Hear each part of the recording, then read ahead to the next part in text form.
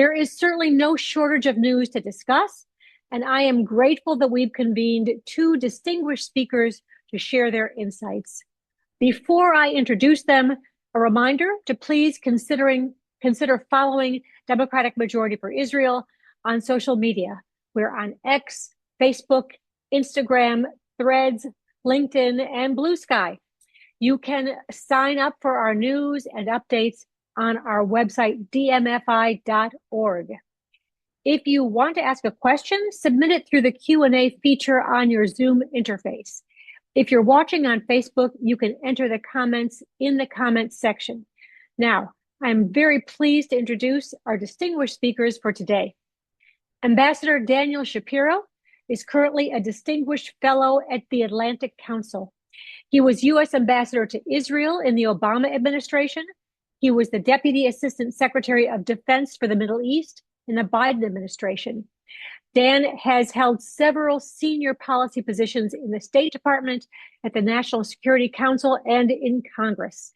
He was Senior Director for the Middle East and North Africa on the National Security Council from 2009 to 2011, and he was Director for Legislative Affairs at the National Security Council from 1999 to 2001.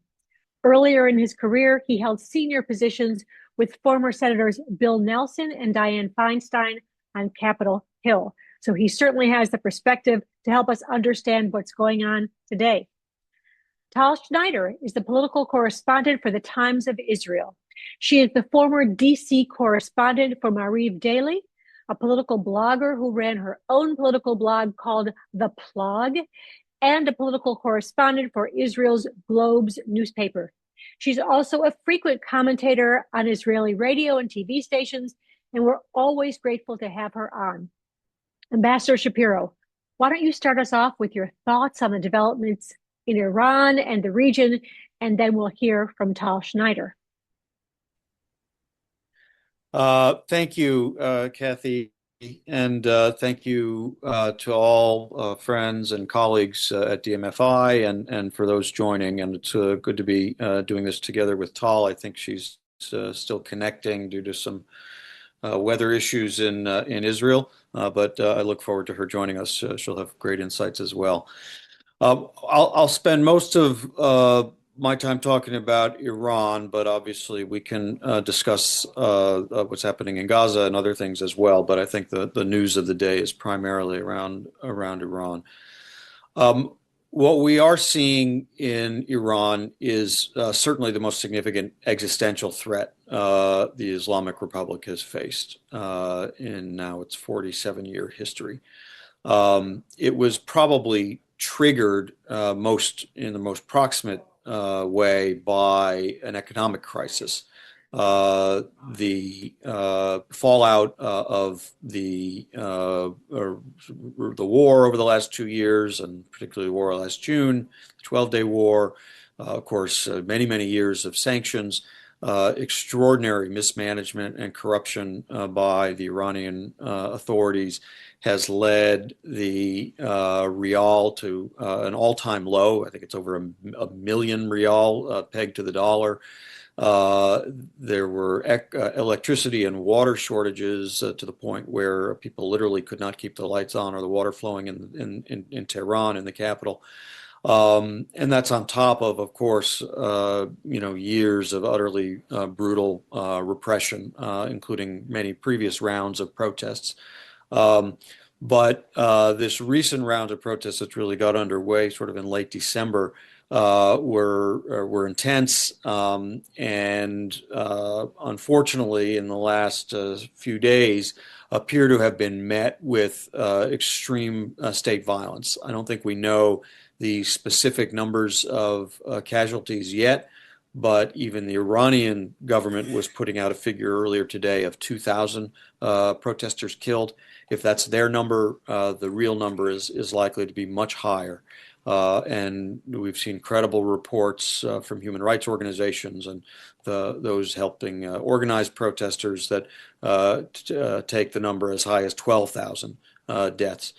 So this has really already become quite a bloodbath, and it speaks to the just extraordinary courage and determination of the Iranian people that they pour into the streets of over 200 cities across all 31 provinces, risking their lives, knowing that they could face this kind of violence, but because they're utterly sick of and disgusted with this regime, its corruption, its mismanagement, its brutality, and its repression. And of course, really, it's one of the main causes of that economic crisis is the regime's utter commitment to its ideological crusades and its pursuit of regional hegemony and undermining of its neighbors, and of course attacking and even threatening the destruction of Israel, even while its own people can barely feed themselves or turn on the water or the power. So that's where we're getting to this place, and where maybe we are at this moment. Now, obviously, if the regime survives, it's going to take measures to address this really profound fragility that it faces. Its priority has always been its own survival, and so if the brutality against the protesters was successful in quelling this round of popular uprisings, it's very likely that they're going to double down with those repressive tactics when the dust has settled. The regime is incapable of reform at this point. We've got the Ayatollah Khamenei, the supreme leader, in his late 80s, in poor health, very indecisive, very feeble, barely seen in public. Certainly not a leader who is going to be thoughtful or creative in addressing the public's grievances, or even to make kind of more modest reforms. But now there's a major decision awaiting the Trump administration about how they should respond. President Trump, of course, did early on say that if Iran would harm the protesters or kill significant numbers of protesters, that he would act. And it seems that they have lost that revenue. He has promised to help, but without being specific about exactly what that help would look like. But there's no question, and I think reports from the ground in Iran confirm this, that protesters really took inspiration from this statement, that he would come to their aid, that he would help protect them, that he would warn Iran not to attack them, the protesters, or else, without specificity about what the or else it was. Now, I think it was yesterday that the president announced maybe step one in this regard, with his imposition of a 25% tariff on nations that are trading with Iran. It's not exactly clear what that would look like. It's not exactly clear what, if any, impact that would have against a very heavily sanctioned Iran anyway. But that is one step that he has taken. Then this morning, he posted to sound as though, well, in the meantime, Iran reached out from the foreign minister to Steve Witkoff to suggest a new round of diplomatic talks, presumably around the nuclear issue that foundered before the war in June. It sounded like that was under consideration briefly, but the president ruled out today any new talks with Iran. And that's probably a wise decision, as that was likely only to be a delaying tactic and not likely to produce any significant movement on Iran's nuclear positions. But again, with the massacres having begun or already taken place, it's really too little, too late to try to use that as a tool of delay of their actions anyway. So now he has to, and he kind of implied in this morning's post that there's military action coming. Now, there's some challenges with that. The United States has, of course, a military posture in the region, and I won't be very specific about what we have and don't have there, and I'm sure I'm not as up to date as I was when I served in the Pentagon, but we have assets in the region and certainly could conduct some numbers or some elements of strikes immediately. But we don't have as many assets as we might want to have, or we have had at earlier times during other phases of the last 2 years. At the moment, I think this is known publicly, there is no U.S. aircraft carrier strike group in the region, and that imposes certain kinds of limitations on the kinds of strikes, or at least the extent or duration of strikes we could conduct. Many of our assets in the region, our air assets, are based in Arab capital or Arab countries at their air bases. They might not give us the permissions to use those bases to strike inside Iran. That's where carriers give you more flexibility. So there's always the possibility of a carrier coming, but it would take some time, a week, 2 weeks, depending on where it would be arriving from. We have one in the Caribbean right now. That's quite unusual that we've had one there, but not a carrier in the CENTCOM or the EUCOM regions, and so it would take time to bring one from there or from the Indo-Pacific to increase our ability to do sustained strikes. And then there's the question of what kinds of strikes and what they would achieve. A logical set of targets might include the IRGC or the Basij. These are the two elements of the Iranian security apparatus that were probably most involved in the crushing and the killing of protesters. But again, that's already happened. They are spread widely across the country. You could hit certain headquarters, certain command and control targets, but it would be hard to hit them all or hit them all on a sustained basis. Another target that has been mentioned is, of course, the Supreme Leader himself. And it's quite likely that his whereabouts are known, and it's quite likely he's in a protected bunker, and it's also not impossible to imagine that that is a facility we could reach. But that's a question of even what would that do? He's, as I mentioned earlier, in his late 80s. He's quite frail and feeble and not a vigorous decision maker, and it's entirely possible the system could survive without him, with military IRGC leadership or a replacement Ayatollah in his place, without any meaningful change in the system, at least in the short term. And then there's the question of whether to revisit nuclear facilities or ballistic missile capabilities inside Iran, which there's an argument for, and perhaps something that Israel would be arguing for or suggesting. Israel, I think, is giving advice and maybe even offering to support and possibly even participate in any U.S. strikes. And maybe has its own views about what would help hasten the collapse of the regime, but if not, how to use the moment to degrade certain military capabilities. But it's not at all clear what that would do to help the protesters, if that were the locus of those strikes.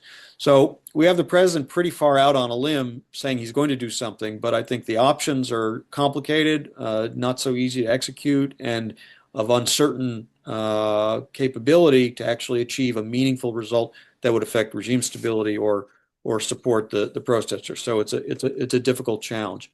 I'm just going to pause in one more second after now that I see Tal has joined us to say that there are a whole other series of steps that I think should be on the table. Hopefully they are on the table, perhaps within the administration's internal discussions of ways of increasing pressure on the regime, and also importantly helping prepare for that transition that we hope will come for whenever it comes, even if it's tomorrow or 6 months or a year from now, whenever this regime finally ends, and we desperately want to see it end. It's just a blight on the world and terrible for the Iranian people and terrible for the region.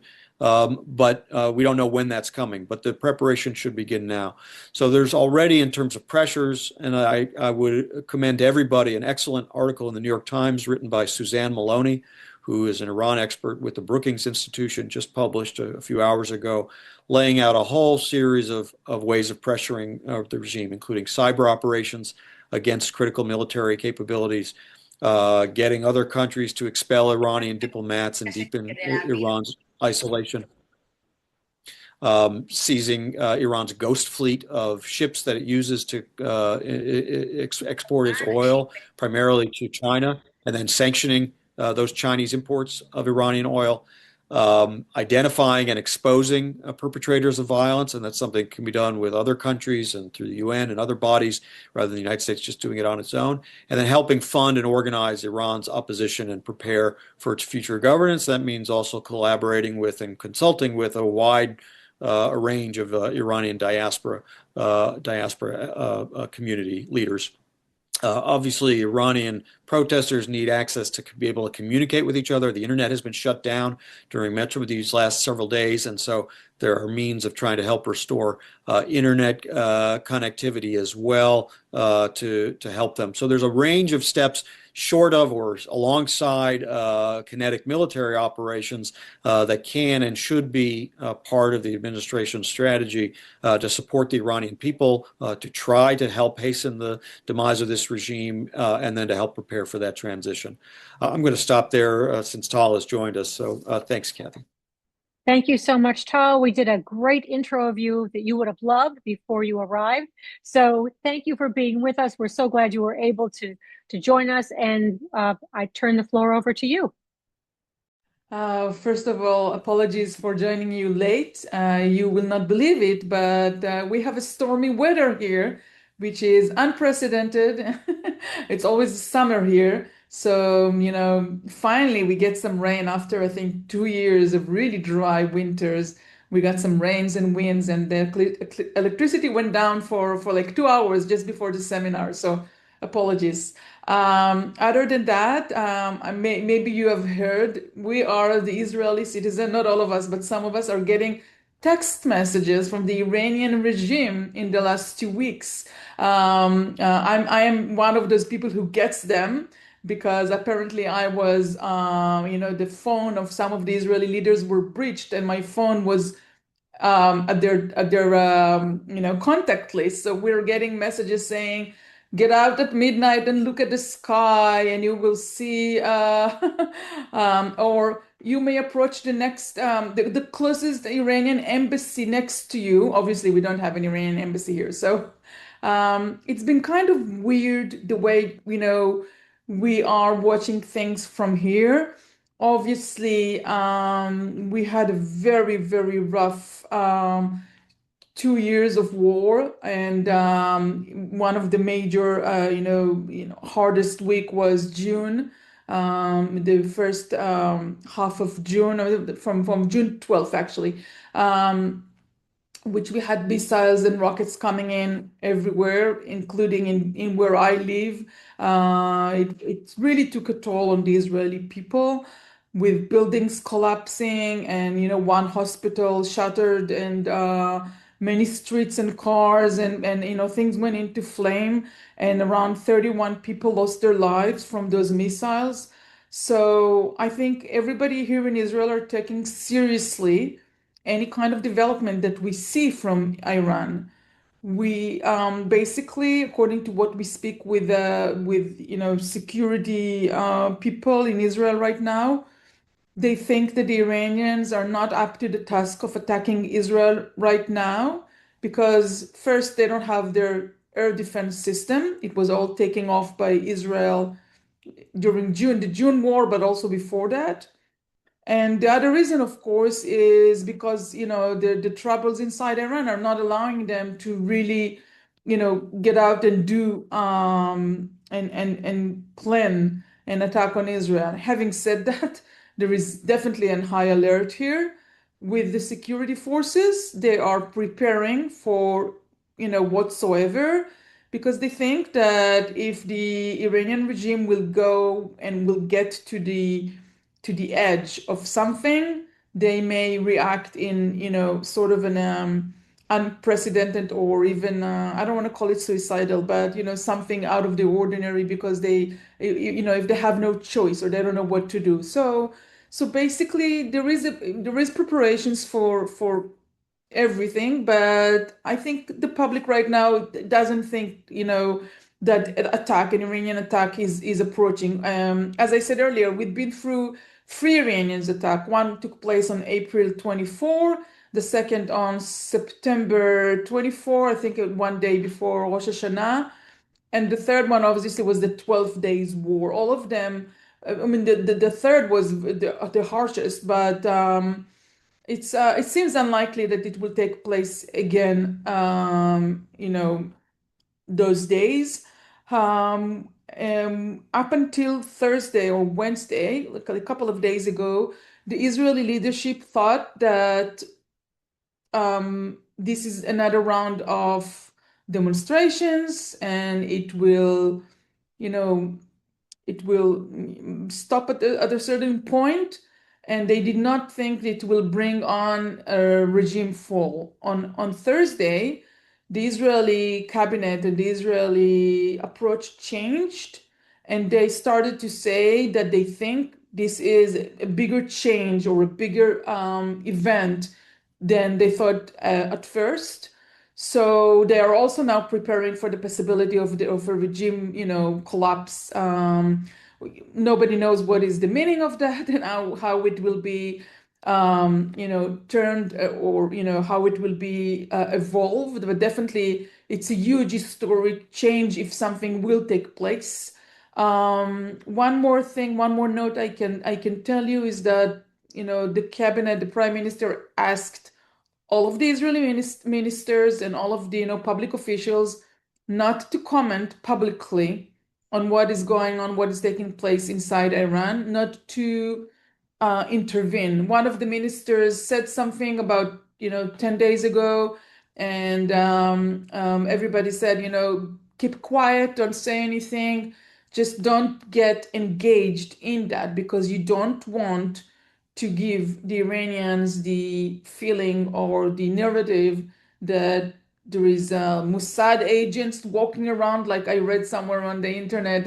One of the, I think, American leadership said there's Mossad agent walking around in those demonstrations. No, they don't want to be engaged in that. Obviously, I don't know the facts on the ground because there is an internet.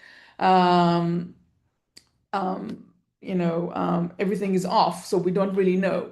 But according to the instructions from the government to the ministers, they say, do not comment on anything. Israeli Prime Minister said a sentence a couple of days ago saying, we are looking at the Iranian people, our hearts are with you, something like that, like in general terms, and nothing more than that. Terrific. Thank you very much. I'm going to ask the first question, and I'm going to turn it over to our DMFI Chief Communications Officer, Rachel Rosen. But I have to follow up on what you've just, you ended, Tal, talking about. There is now the possibility that the Iranian regime could collapse. And I ask both of you, who could you foresee could take over?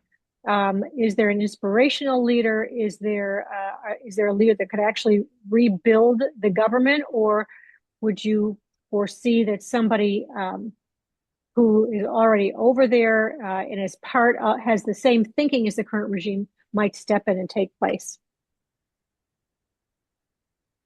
Tal, would you like to take a guess on that? Then we'll Okay. ask the ambassador. Yeah, I've just heard the news like 10 minutes before we started saying the American administration is now looking into Falvi, the opposition son of the former. I don't know if this is serious. There are some reactions in Iran to him. He's been apparently, according to what we understand, he's been influential in the last couple of days. But how serious it is, I do not know. I don't presume to be an Iranian expert. This country is much more complicated than what people think. They have lots of minorities. It's not a unified society. They have many groups inside Iran who who do not want to go into kingdomship, right? They don't want to go into this type of a former dictatorship of a sort. They maybe they want something else. Very, very sophisticated people, very smart. According to what we know, updated. I mean, up until 4 days ago when they had internet, they were very, very updated with everything. By the way, they managed to dig into Israel society very, very in a powerful manner in the last couple of years. We have at least 40 people who are already under either indictments or arrest for giving information to the Iranians only in the last 2 years. So, they had a big infiltration strategy going on here in Israel, and we have at least 40 people who replied to them and gave them information, including, taking photos of Israeli bases or giving any type of other information for money, of course. It's not, and it's not, they're not Arabs. It's like Jews or Russians who lives in Israel or Arabs, but not just Arabs. It's like it's across the board from all ages and all walks of life. So, and it's not just one person. It's like 40 new spies. So, I mean, the Iranians were working very, very hard inside the Israeli society to recruit people, and they succeeded. And, you know, let's wait and see. I mean, it's not for the Israeli people to get involved in their future. I mean, they have to do it in their own way. Thank you, Tal. Thank you, Kathy. Thank you, Ambassador Shapiro. I'm pleased to moderate the Q&A portion of the conversation. If you have a question, please put it in the Q&A feature on Zoom, and we're monitoring our social media channels as well. We'll try to get to many of them. I wanted to kick it off looking at recent U.S. foreign policy. We know what's happened in Venezuela. We've heard the president's rhetoric around Greenland. Tal and Ambassador Shapiro, how do you think that's being received in Iran, and how's it being received by Israelis? Ambassador Shapiro, do you want to begin? Sure. Thank you. Well, I do think that the president's, first of all, the action that he took in Venezuela to remove Maduro from power, and then the stated willingness to consider additional actions against other countries in the Western Hemisphere. He mentioned Colombia, he mentioned Cuba, he mentioned Mexico, and of course he has mentioned this kind of insane idea of the United States taking Greenland, if not through some agreement, then by force. But it certainly has put in the minds of the Iranian leadership that at the same time that he's making statements about how he would come to the support of the Iranian people, that he's probably serious about acting. And I have to say, I think there's maybe a plausible link that one could draw to the timetable on which the Iranian leadership seems to have decided to conduct these massacres over the last couple of days. Again, we don't have all the details of those because of the internet shutdown, but they seem quite significant. And I think it's quite plausible to say that, look, if the Iranian leadership perceived that the president's serious about his words and serious because of his demonstrated actions elsewhere, in coming to Iran in a military kinetic way to try to protect protesters and to try to perhaps even shake the regime itself, that they shouldn't wait for that moment, that they should get out in front of it. We now are in a situation where even if there are significant U.S. strikes of any kind, and I mentioned some of the potential targets, it's not clear that that would have any significant effect in supporting. It certainly wouldn't protect protesters who have already been killed, but it's not clear if it would spur additional protesters to come out and take that risk now that they've seen the price that have been paid by so many. And so it's possible that this whole situation unfolded on a faster timeline, in part because of these statements and actions by the president. That's not a criticism per se, but it's just to say that you sometimes have to calibrate what you're saying you might do and when you might be able to do it. And I talked about some of the U.S. posture challenges of getting the necessary. First, you want the intelligence, and you want the information, and you want the a sense of what's happening on the ground, and you want to have your assets in place before you take certain actions. And in the meantime, things happen. World moves forward. Other actors have agency as well. So I do think there's some plausible connection between the timing and the statements and then the actions taken by the Iranians in recent days. Does not mean that there still won't be a U.S. response in some significant way, but in a way the surprise element, if you will, it was no longer available, and so that may have contributed to the Iranian decision. Thanks, Ambassador Shapiro. Tal? I don't know if you're aware, Israel and Venezuela do not have a diplomatic relationship at all. We don't have an ambassador there. There is not an ambassador from Venezuela in Israel. Obviously, we all watched that, unbelievable action that night and were, shocked and surprised, and also thought, this may influence the entire world because, when you put actions such as that to your words, it's, it has an influence. And obviously the Venezuelans were,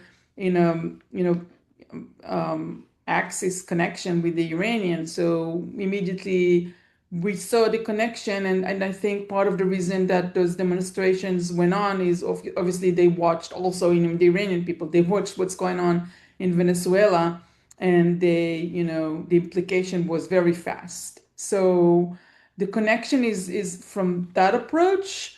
Having said that, there is not an immediate effect of Venezuela on Israel.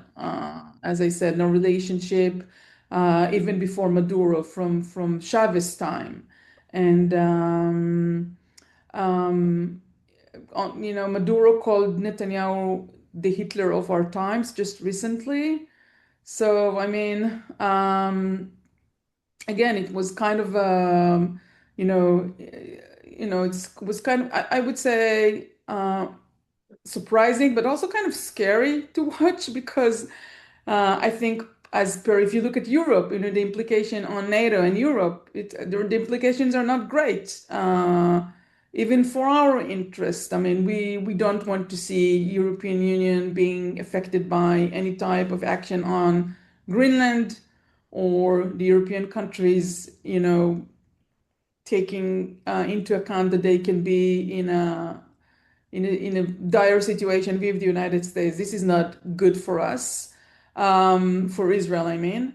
And as per the implication of the Venezuelans' change on Iran, it's complicated, but it definitely has, it took an effect on. I mean, I think the way Trump pushed Netanyahu into the ceasefire back in September of 25 was also kind of the new diplomatic era where the American administration makes a decision, and obviously Trump said it to some, in TV interviews. He said that Netanyahu wanted to go on, with the war for more time, and he pushed it on him. So, I mean, if you look at it from this perspective, for us, it was amazing. I mean, we were thankful for the president for pushing Netanyahu to end the war because we got the whole of almost all of just one hostage is still missing, one that was murdered, but 20 people alive. The rest of the families got a grave.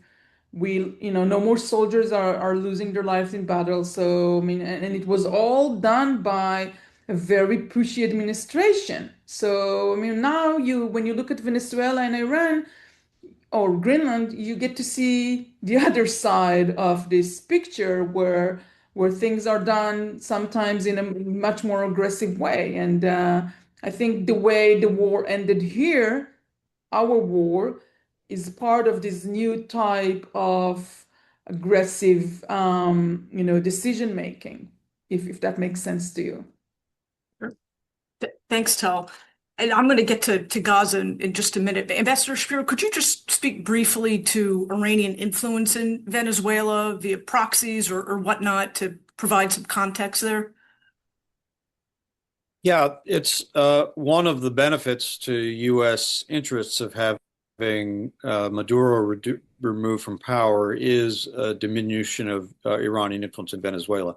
Iran has been a supporter of the Maduro regime.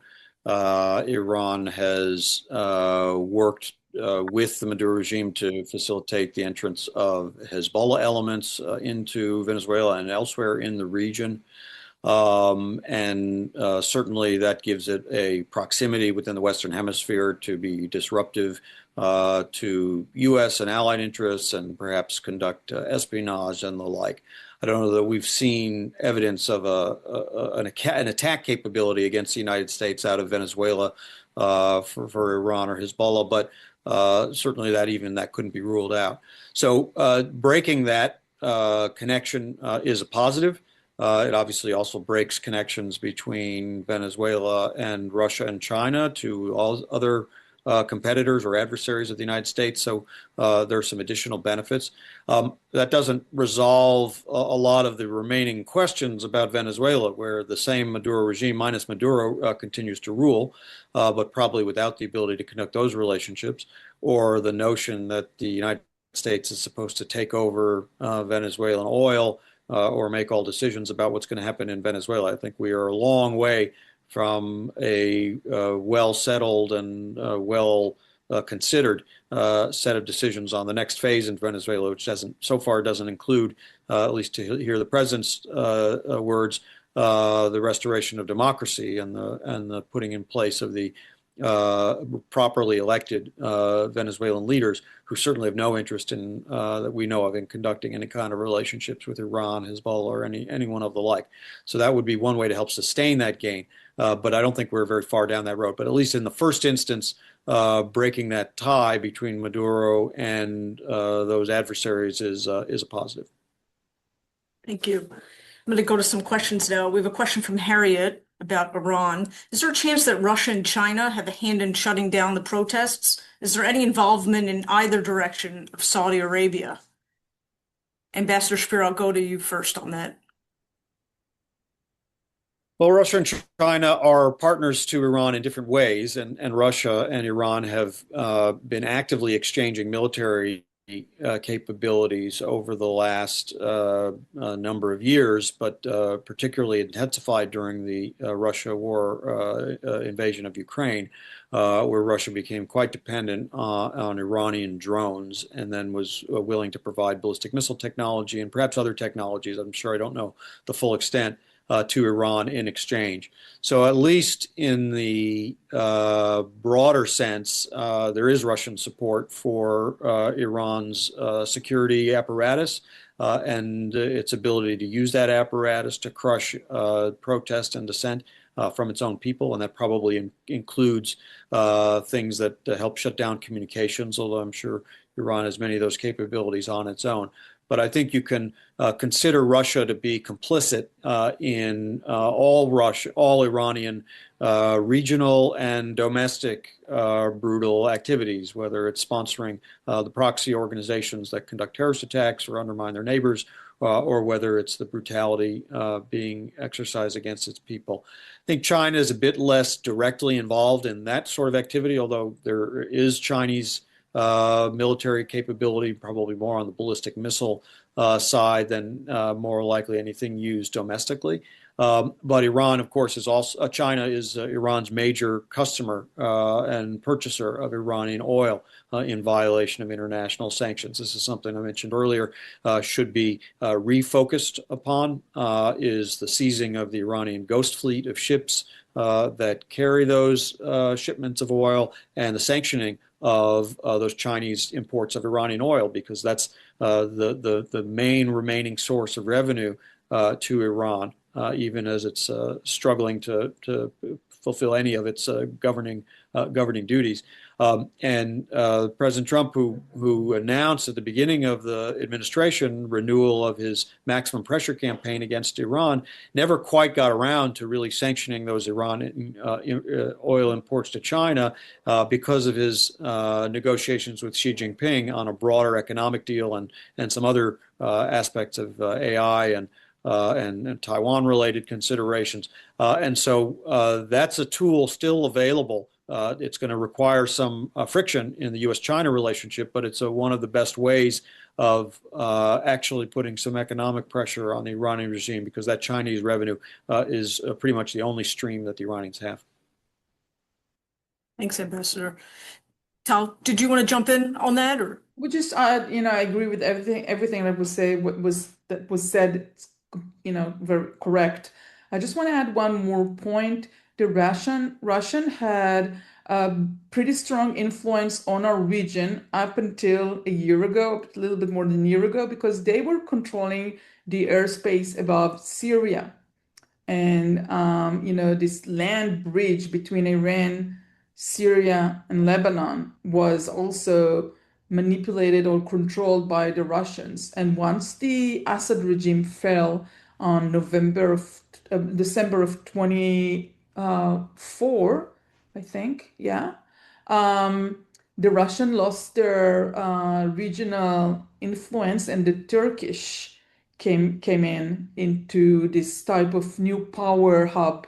And we do know that the American administration works very, very closely with the Turkish. This is something that is making the Israeli government a bit nervous and edgy. It's not like they like Putin too much, but they definitely are not getting along with Erdogan at all. So, I mean, there is a new regional order here where the Russians, who was, as said, were heavily supplied by the Iranian during the war, and they had to pull all of their military, influence from that region because of the Ukrainian war, but they're not able to come back, right? As far as we know so far. So, I mean, the way they try to control the Middle East region is changing, and the land bridge between Iran, Syria, and Lebanon is almost no longer in effect. And then, as far as we know, the Iranians were trying usually to get the help of people from the Hezbollah, the Lebanese terror group, to help them inside Iran for this type of demonstrations. But now they are unable to get those people because the Hezbollah is also very weak. So everything is changing in a very, very fast pace, and we are hardly able to recognize all of those changes because things are moving very fast right now. Thanks, Tal. Let's turn to Gaza for a bit. Rick asks if you could spend a few minutes talking about the situation in Gaza and what you expect to occur over the next few months. And we know the president is pushing ahead and wants to begin phase 2 of his peace plan agreement. And there are certainly a number of challenges in that phase 2. Maybe you can give us your perspective on that, Tal. You want me to go first? Sure. So the mechanism, as we understand, is moving ahead. There is a new governing body that is supposed to be approved in really the next couple of days or so, including opening of Rafah crossing both ways. It means that from the Egyptian side into Gaza, it may be back into work. It is a big, gate into Gaza for merchandise and people. The only way for the Gazan people to get out, I'm not sure what will be the mechanism in place. Will Israel agree to, moving out or moving in of everybody, or there is some sort of inspection? Also, obviously, we have Ran Gvili, as I said earlier, a policeman who went to rescue people in Kibbutz Alumim on the border of Gaza and was shot by a group of terrorists, and then his body was dragged into Gaza. His family met President Trump a couple of 2 weeks ago or so, and they got a promise from him that, his body will be returned. He was just 23 or something, very young person. The family was very concerned. They put it in their own words, saying, will the new buildings of Gaza will be built on top of Ran's body? And the president said, no, we will get him back. Having said that, I'm not sure that this last person being kidnapped will be obstacle to, or will be an obstacle, or will be, something that will bar developments. So meaning, I do think that they will go along with the plan while still looking for him. What else can be said on Gaza? It's not, for the Israeli side, it's not the best situation as we see it right now, because we think Hamas is still in power. The goal of the war was to dismantle Hamas. Obviously, this goal was not achieved. Israeli Prime Minister doesn't want to talk about it so much, but the total victory approach, or, it did not take place. International mechanism of group of militaries or sub-militaries, some sort of an arrangement is supposed to be inside Gaza to take Hamas, to dismantle them from, disarm them from their, military capabilities, but no one wants to get in as long as Hamas in power. So how can you you walk around that? No one wants to get in because they're in power. As long as they're in power, nothing can change inside, inside the population, for the Gazan population inside Gaza. So I think baby steps, this may be the approach, very, very small baby steps. It's working very slow, with very low expectations from the Israeli side. Israel is still inside, at least inside half of the territory. And just today, before we started this broadcast, I think IDF said they managed to, there was like 6 people coming out from a tunnel, I think around Rafah, also like in the southern part, and the military attacked them. Israeli military attacked them, but you still have tourists coming out from tunnels. So I mean, the tunnels are still there. The munitions for the tunnels are still there. If they still have tunnels, then they can still kidnap people and put them in the tunnels. It's crazy stuff, and it's not going away. Maybe if Iranian were a huge backup of Hamas, but I mean, it doesn't seem like the this terror organization is they don't have plans of retirement anytime soon. Ambassador Shapiro, what do you make of this board of peace that Trump is expected to announce this week, and the possibility of actually disarming Hamas? Yeah, I think that's the critical question, Rachel. I mean, the Board of Peace will be announced, and it's basically the president and a bunch of other heads of state, and it's good that they'll have attention on this issue, but they won't be able to work this issue on a day-to-day basis.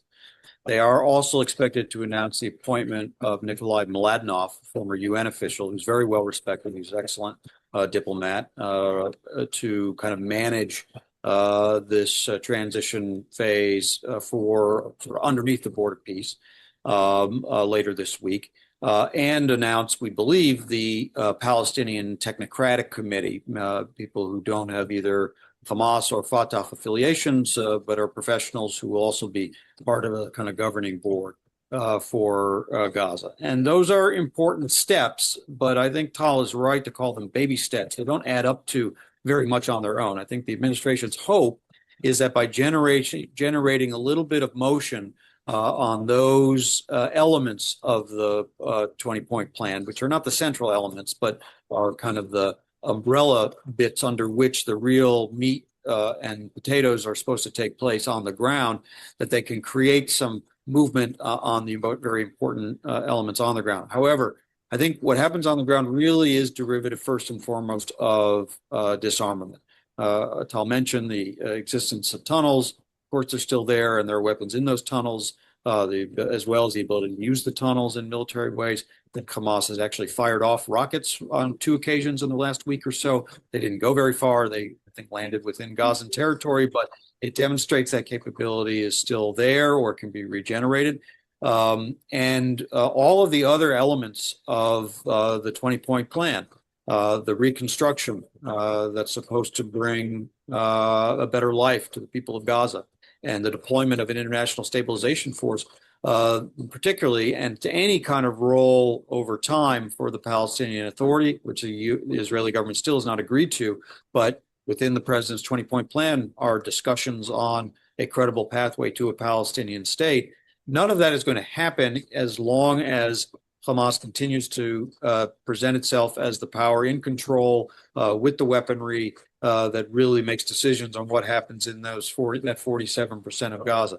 Now, it may be that there will be a Palestinian Technocratic Committee and Hamas will relinquish some of its civil duties, nominally anyway, to that Technocratic Committee. But that's what is known as the Hezbollah model. That's how it always worked in Lebanon for 2 or 3 decades until very recently, where Hezbollah had the weapons, kept them underground, but was the muscle that could ensure that its will was enacted and that nothing was done to harm its interests. If that's the model that emerges in Gaza, because Gaza has not been disarmed, then we haven't gotten very far, and we won't get very far in reconstruction. Arab states are not going to throw good money after bad to build something that they expect will be destroyed in the next round. No forces will show up to fight Hamas, and so we will end up in a kind of suspended animation, drifting forward to the next round of conflict, which is always at risk. In fact, even I think this week, the prime minister said he would ask the IDF to prepare for another round of Israeli military action to address Hamas's weapons as early as March. He would only do it with President Trump's assent, but that is an indication that unless we get disarmament moving, none of these other elements are likely to take place. The only tool I know of that actually has proven its ability to get Hamas to do difficult things is Qatari and Turkish pressure.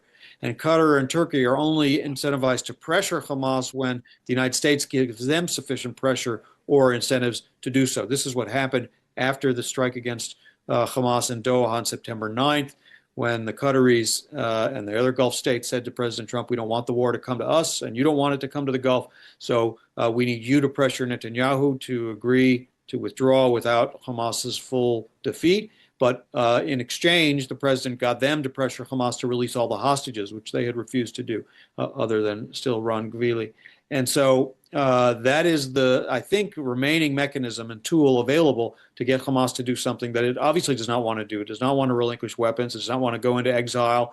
But unless it does, and those are the actors who could persuade them to do it, we are likely to get stuck in the very early phases of this plan. And it's going to be much harder to implement the other pieces. Thanks, Ambassador. Tal, we have a few minutes left, but I did want you to comment on the likelihood of a renewed sort of ground operation in Gaza. Yeah, I just wanted to add one more point. Things that changed with Israel before October 7th and Israel after October 7th is preemptive strikes. So if you were looking at prior to the massacre, it was not popular in public opinion, and the prime minister, was very cautious about that. He never wanted to go in that direction. Right now, any little type of anything inside Gaza or Lebanon will justify preemptive strike, where you get, I think, like 80 to 90% public support for that, because even you look at the liberals, the lefty, or whatever Israeli side, I would say even the Arab society, they would support any type of preemptive strike in order to get rid of whatever they're making or cooking down there in the tunnels. So I mean it's true that the prime minister wants to have President Trump support on any type of this action. But we've just seen that, was that a month ago, Israel took off the Northern Command of Gaza leadership or something like that. It did not get Trump's pre-approval. And I would say that, we are approaching an election year. Even if you change prime ministers here, you will see for the next probably generation preemptive strikes as a model for military leadership and type of security leadership in Israel, no matter if the prime minister is left or right or whatever. It's just part of what we are unfortunately right now in this era of post-October 7th massacre. With a few minutes left, I wanted to talk about the future of U.S. military aid to Israel. A story asks, why did Prime Minister Netanyahu publicly state there's no need for U.S. military support in 10 years? And can I go first? Then I would like Ambassador Shapiro to weigh in. Thank you. I just want to say that, you know, everybody in hindsight, they just thank President Obama for the amazing aid package that, you know, Dan, my friend here, was, you know, crucial part of that. And I mean, also, I just want to look into what went on here between October 7th, 23 and January of 25, January of 25, when, you know, President Biden did not save any efforts to bring on so much help money-wise. I mean, you know, the numbers are huge. I can't even, like, $17 billion or something like that. The numbers are, you know, unbelievable in the history of this country and any relationship between countries. So, I mean, you know, with this frame in mind, what we understand is that no, Netanyahu said in the US Congress in 1996 on his first speech to the US Congress that he wants to not get the help of the Americans anymore with respect to foreign aid. That was in 1996. Since then, I mean, so much has flowed in. So, I mean, I don't know if he can really do it. I think the intention that was said on the Economist interview was made for some specific years. I don't know if he really wants that, but he said it because he understood maybe that this is the way the Republican Party is going, you know, the direction that the party with America First, you know, notions, and the way things are being argued within, you know, podcasters from here and podcasters from there and influentials on Trump. And I think he said that because he understood that this is where the discourse is going inside the United States. He also said he didn't say that it is immediate. So, I mean, I don't know if there is another 10 years pact in place, or if there is a gradual downgrade, which means the first few years of the new agreement will be such, and then it will go down within 10 years. It will go down, I don't know if to zero, but to something. Ambassador Shapiro, is there a public position here and a private one? Well, I think it's still unknown exactly what the two sides want to do. The current MOU, the one we negotiated that Tal referred to, which was signed in 2016 and came into effect at the end of 2018, has 2 more years to run. So they have a little time, but this would be about the time you would want to put in place or begin negotiating, so you could put in place, at least within the next year, a new agreement, so that there would be time for the planning and the long-range acquisitions that these agreements fund to be put in place. And so if the plan is to negotiate what he called a tapering off, and the reporter asked him, do you mean taper off to zero? And he said yes, of U.S. military assistance, then obviously it's going to be a much smaller package over time. If that's the case, of course, the MOU signed by President Obama will remain the largest ever military assistance package to Israel. And, you know, his case, again, outlined very briefly, so we don't really know the full extent of it, was Israel's economy is growing, and it can sort of graduate from this. And I think expectation is the United States and Israel security partnership will take a different dimension. It will be more done through sharing of technology, through purchases with Israeli funds of American platforms, and that it just is going to take a different character. But that's very, very complicated, and I think it shouldn't be done without serious strategic thought by Israel about its own needs, by the United States about its own needs, about how those two mesh. Certainly, I think on the table from the U.S. side should be the question of what kinds of leverage the U.S. would bring to bear to ensure that weapons that are provided, whether through aid or whether through purchase, are used in accord with American values and American interests in case we have disagreement. Obviously, that's derivative of some of what happened in Gaza. So that can be part of that discussion, too. But I think what the Prime Minister said is about a one-sentence description of something that really needs to be considered in great depth and with great precision by both sides individually and together. And then it's going to be implemented over a many-year period. We'll be watching. Thanks, Ambassador Shapiro. Thank you so much, Tal Schneider. Grateful to have you with us. I'm very pleased to turn over to Brian Romick, our President and CEO. I wanted to thank Ambassador Shapiro and Tal Schneider for joining us today. Their information was both timely and insightful, and I appreciate the recognition of Democratic support for the MOU under President Obama and President Biden. I think it's important for people to remember. As the new year begins, there's no shortage of critical developments affecting our key priorities. With the tenuous ceasefire holding between Israel and Hamas and the protests in Iran shaking up the region, the stakes couldn't be higher. And on the domestic front, the midterm election cycle is just underway. Democratic majority for Israel will continue to engage aggressively, strategically, and effectively, educating policymakers, strengthening pro-Israel leaders within the Democratic Party, and ensuring the support for the U.S.-Israel relationship remains bipartisan and durable. Along with the board and staff, we are seeking to grow DMFI to meet this important and challenging time. We need your help to do this work. DMFI is supported entirely by generous individual donors. Your gift to DMFI will help us meet the challenge before us, as well as the ones to come. You can scan the QR code on your screen or go to dmfi.org to make a gift. Thank you in advance and wishing you and yours a happy new year. Thank you.